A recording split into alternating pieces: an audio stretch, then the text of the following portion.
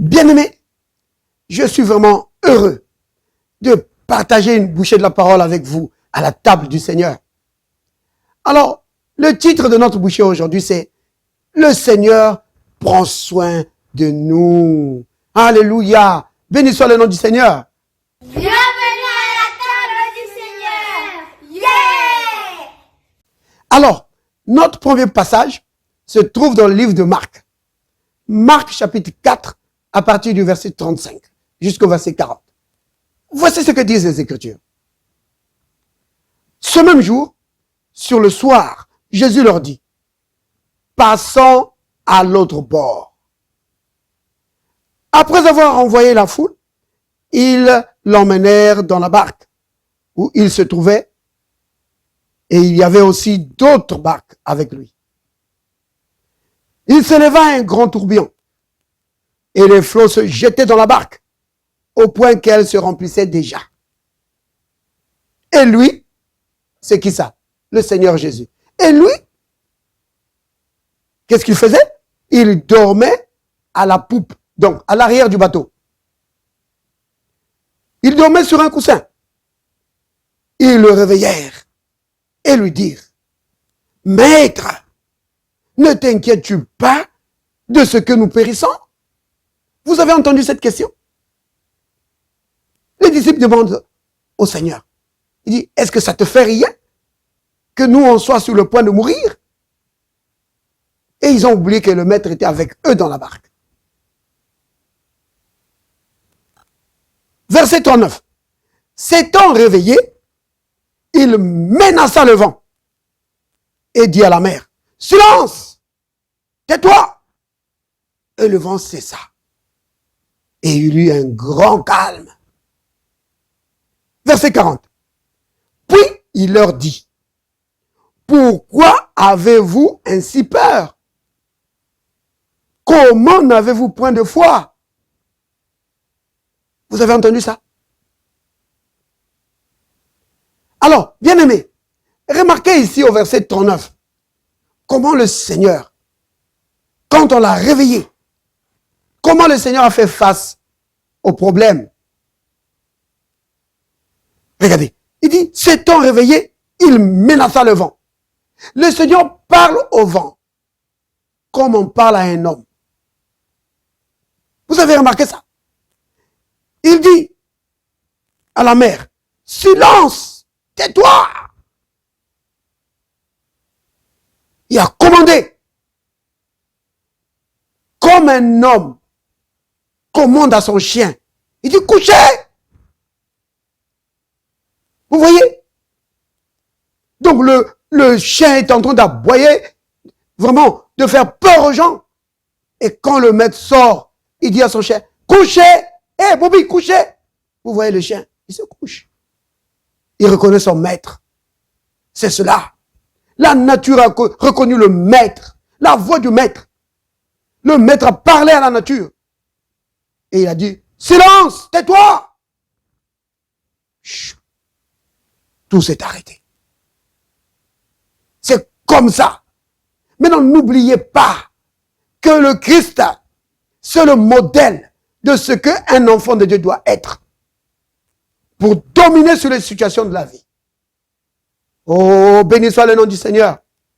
Maintenant, bien-aimés, au verset 38, les disciples, ils posent cette question au Seigneur. Ne t'inquiètes-tu pas que nous périssons? Oh, ça, c'est vraiment le propre de l'être humain. Quand il est confronté aux problèmes, quand les problèmes sont en train de tomber sur lui, alors il a l'impression que Dieu ne se soucie pas de lui. Il a l'impression que Dieu ne connaît même pas par quoi il est en train de passer. Il dit, oh, est-ce que Dieu se soucie même de moi? C'est cela, c'est ce qu'ils ont vraiment exprimé ici. Il dit, maître, ne t'inquiètes-tu pas que nous périssons? Est-ce que ça te fait rien? Oh, bien-aimé, c'est vraiment faux de penser ça. Parce que le Seigneur se soucie vraiment de nous. Comme il est dit dans les Écritures, dans les livres de Pierre. 1 Pierre chapitre 5, au verset 7. Il est dit ceci. Déchargez-vous sur lui de tous vos soucis. Pourquoi? Car lui-même qui? Le Seigneur, il prend soin de vous. Alléluia. Vous comprenez, bien aimé?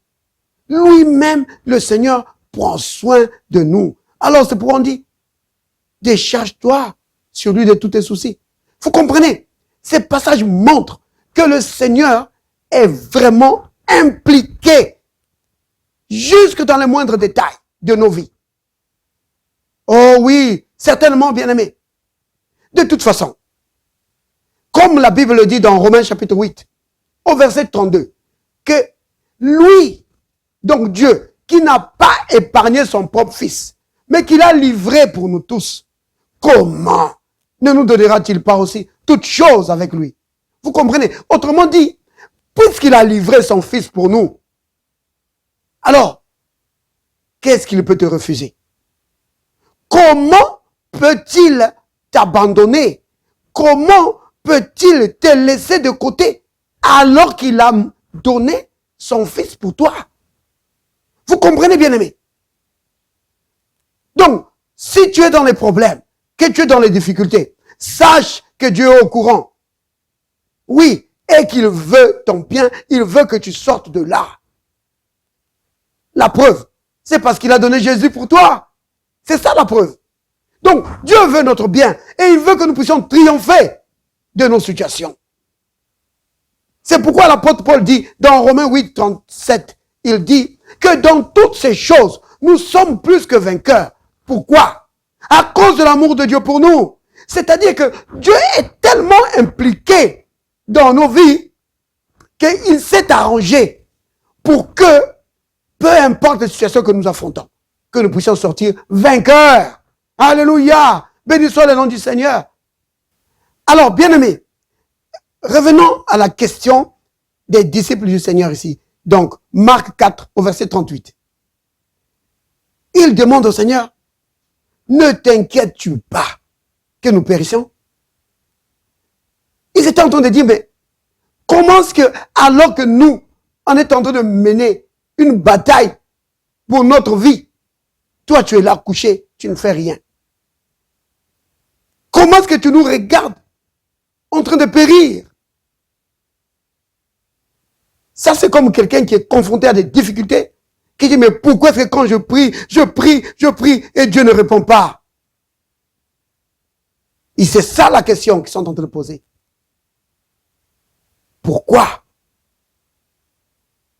Bien aimé, la raison pour laquelle le Seigneur était tranquille dans son coin, en train de dormir, c'est parce qu'il avait parlé. Il avait dit aux disciples, il leur avait donné la parole. Il leur avait dit, allons de l'autre bord, traversons. Donc, c'était clair qu'ils allaient traverser. C'est la parole qui est sortie de la bouche du Seigneur. On va traverser. Vous comprenez? Alors, eux, ils devaient s'appuyer sur cette parole-là. Le Seigneur attendait que ses disciples s'appuient sur cette parole. Malgré les difficultés, malgré le tourbillon, ils auraient dû s'appuyer sur la parole qu'il leur avait donnée. Vous comprenez? Il leur avait donné la parole et il attendait qu'ils agissent sur cette parole. C'est comme avec Pierre. Dans le livre de Matthieu, au chapitre 14, au verset 28. Le Seigneur a donné la parole à Pierre. Quand Pierre a demandé, si c'est toi, ordonne que je vienne.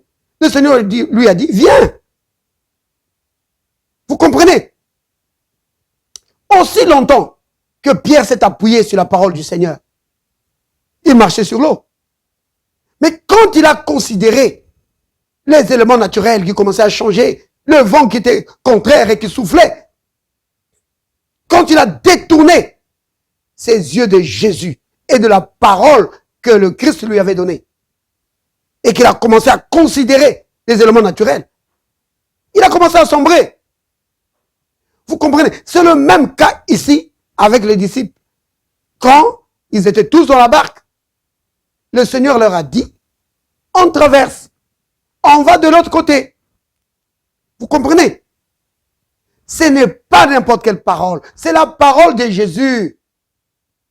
Il a dit quoi? On traverse, on va de l'autre côté. Vous comprenez, bien-aimés? C'est vraiment important. Il n'a pas dit que quand on va traverser, et alors on va s'enfoncer dans l'eau, on va couler. Non. Il a dit on va aller de l'autre côté, les amis. Donc, devant le vent, ils auraient dû dire, vent, tu ne peux pas nous arrêter.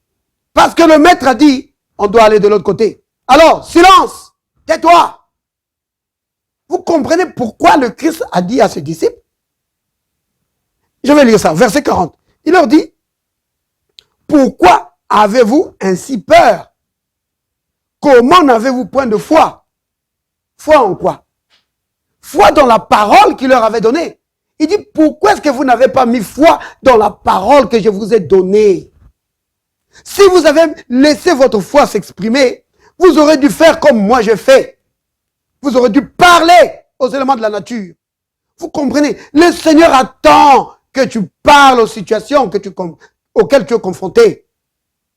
Vous comprenez, bien-aimé? Si c'est la maladie, tu parles à la maladie. Maladie au nom de Jésus. Tu dégages. Je brise ton pouvoir sur ma vie. Si c'est la pauvreté, toi, esprit de pauvreté, je brise ton pouvoir sur ma vie. Au nom de Jésus, je te chasse. Vous comprenez, bien-aimé? C'est vraiment important. Oui, bien-aimé. Les Écritures sont claires. La Bible a dit, dans 1 Pierre 2, verset 24, lui par le maître duquel vous avez été guéris. Donc, pour Dieu, la nouvelle création, ce que nous sommes, donc tous les chrétiens, la nouvelle création est en bonne santé. Alors, tu dois parler que maladie, tu n'as pas le droit de rester dans mon corps. Au nom de Jésus, tu dégages. Vous comprenez? Il a déjà parlé dans sa parole, Ephésiens 1, verset 3, qui nous a bénis de toutes sortes de bénédictions. Si tu vois des blocages dans quelques domaines que ce soit de ta vie, tu dis blocage, tu dégages, parce que je suis béni. J'ai été béni de toutes sortes de bénédictions. Oui, le bonheur et la grâce m'accompagnent tous les jours de ma vie. Alléluia, béni soit le nom du Seigneur. Alors, bien-aimés, remarquez que les disciples attendaient que le maître se réveille pour régler la situation. Cependant, le maître, lui, il voulait voir ses disciples exercer l'autorité. Il voulait voir ses disciples s'appuyer sur sa parole. Vous voyez? Alors que tu attends que le Seigneur agisse, mais le Seigneur veut te voir exercer l'autorité sur les éléments naturels. Le Seigneur veut te voir exercer l'autorité sur les démons. Oui, c'est cela, bien-aimé. Oh, le Seigneur aime voir son peuple s'appuyer sur sa parole, marcher en s'appuyant sur rien d'autre que sa parole. Pourquoi? Parce que aucune marche ne saurait plaire au Seigneur si ce n'est une marche par la foi. Oh, sans la foi, nul n'est agréable à Dieu. Vous comprenez, bien aimé? C'est vraiment capital. Béni soit le nom du Seigneur. Alléluia. Père, merci pour ta grande bonté. Oui, tu prends soin de nous, Père, et nous ne manquons de rien. Oui, tu prends soin de nous. Béni sois-tu, Père. Béni sois-tu. Merci pour ta parole que tu nous as donnée pour fortifier notre foi, pour élever notre foi, Seigneur, afin que nous puissions vivre dans la victoire tous les jours de nos vies. Béni sois-tu. Au nom de Jésus, béni sois-tu, Père. Père, je prie pour mes bien-aimés qui nous suivent à la table du Seigneur. Peu importe les problèmes qu'ils rencontrent, puissent-ils trouver la victoire dans le nom de Jésus.